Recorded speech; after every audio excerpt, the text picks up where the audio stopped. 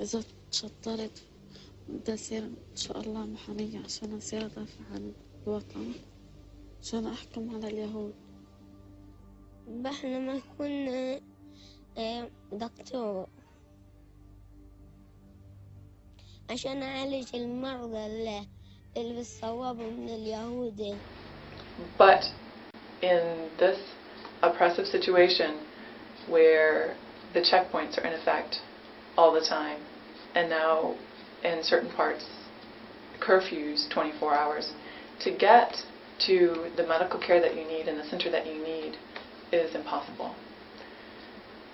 So you have babies that should make it into the neonatal intensive care or should be born there because a mother should have come in early, and they don't make it. They don't make it to the hospital. They don't make it. They die in the clinics because they don't get the care that they need because of the checkpoints. During her first night in Gaza, Lynn was awoken by the sound of voices, only to discover in the morning that a tragedy had occurred. Went to bed kind of early, and then didn't sleep really well because there was voices in the house to all hours of the night. I just woke up a couple times, and I remember somebody coming up to the floor. I was on the second floor, and I think just checking in on me. I don't really know what they were doing, or I didn't know until later. But the next morning woke up, and the chauffeur and the cook had said to me, well, yeah, there were voices in the house at all hours of the night because there was meetings between the emergency physicians at Shifa Hospital and the Ministry of Health because the Israelis came into Jabalia refugee camp last night and killed 19 people and injured more than 100. The hospital was in a state of emergency, taking care of the victims. As a citizen of the United States, Lynn felt particularly responsible for the injuries because her U.S. tax dollars were used to support the Israeli government. In the last 50 years, the U.S. government provided Israel with more than $81 billion in aid, much of it used to purchase armaments. Currently, aid is pegged at $3 billion a year, in addition to loans provided at special rates. And I remember one of the nurses was crying. I helped her start an IV on a baby, and she didn't know me. I was just some American that was over there, humanitarian aid. Steve sent her over, but I helped her start an IV, and she said to me that she was crying because one of her brothers had been killed last night, and she was at the hospital working. On March 17th, a Sunday, Lynn took a taxi to Jerusalem and retrieved the bundle of supplies that she'd set aside for the Caritas Baby Hospital in Bethlehem. Because the Israelis have divided Palestine into so many sectors, it was very difficult to guide a visitor through the checkpoints to Bethlehem.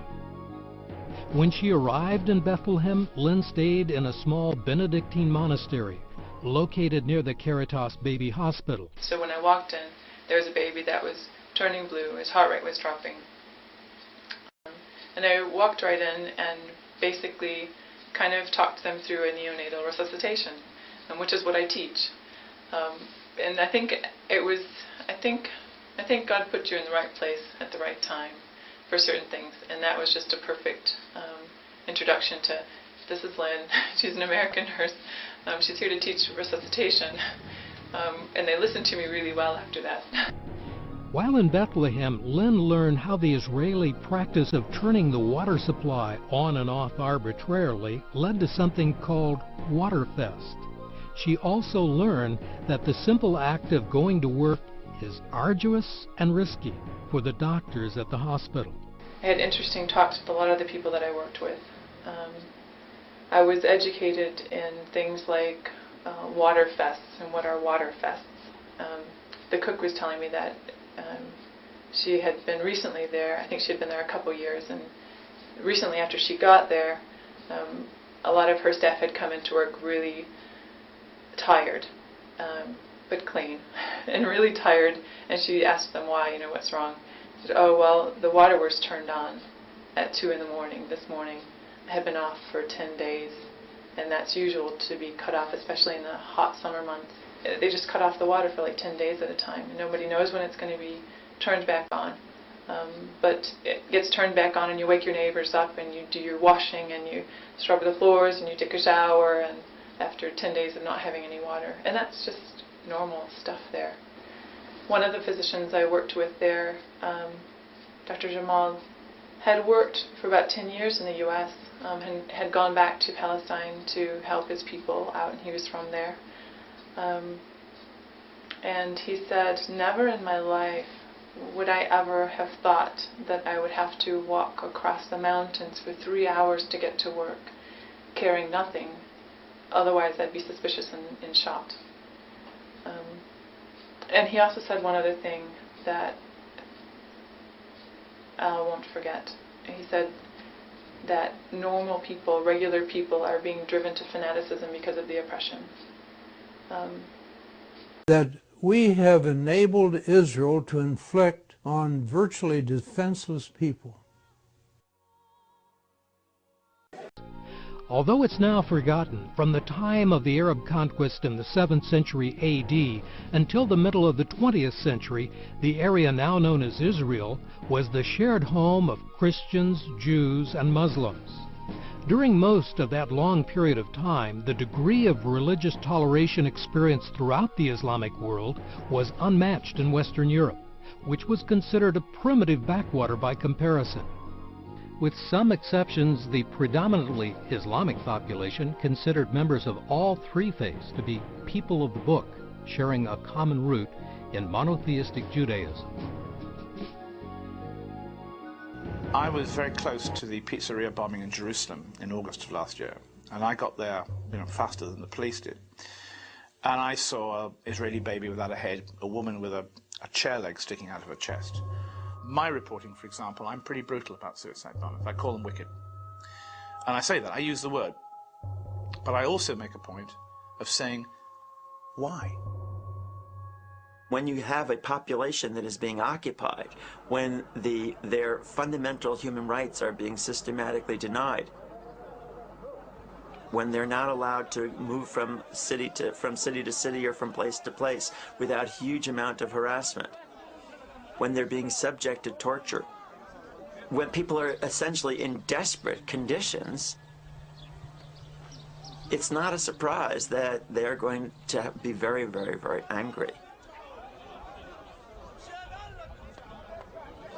They feel so helpless in the face of a powerful Israeli army that some Palestinians think the only answer, and I condemn this, but some Palestinians think the only response to a powerful army is a guerrilla tactic, going into Israel and setting bombs off. Statistically speaking, most of the population of the Gaza Strip are actually under the age of 18. So when we speak about state terrorism afflicting the population of Gaza, most of the people who are afflicted are under the age of 18. Now, Harry, speaking of those under the age of 18 in Gaza who are being affected by this violence, some of the most gruesome images to start filtering through the social media, including Twitter, Facebook, and YouTube, include the images of children who have been killed in the latest violence, including these images of a 3-year-old girl who was burnt to death as a result of an Israeli airstrike. This is an image of her before she was killed. Other images include the son of a BBC journalist in Gaza. This is the image of that BBC reporter holding the body of his 11-month-old son. What they are doing, it's as if our children and families are less important, but they are very precious to us. I want to tell them, don't even dare to think that you will successfully terrorize us.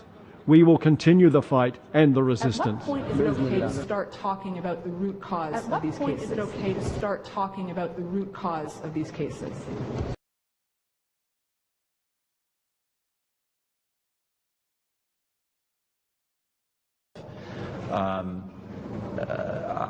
I think, though, we, this is not a time to commit sociology, if I can use an expression. Just wait until you hear Conservative MP Pierre Poilievre. What does commit sociology mean? I mean, let me just, again, what's the appropriate, is there some kind of rule about when you're trying to understand terror? What is there some kind of set aside proper timeline here? I'm trying to understand, what's the line here that that the Prime Minister is getting at? What is it? Are you asking me? Yeah. The root causes of terrorism is terrorists. That's how we respond. Really? That's yes. it? The root cause is terrorism? Okay. Yes, the root cause you're of saying terrorism. that's it? You have no other. This is it. The root cause of terrorism is terrorism. That's it? Right. There's no other cause? The root cause of terrorism is terrorists.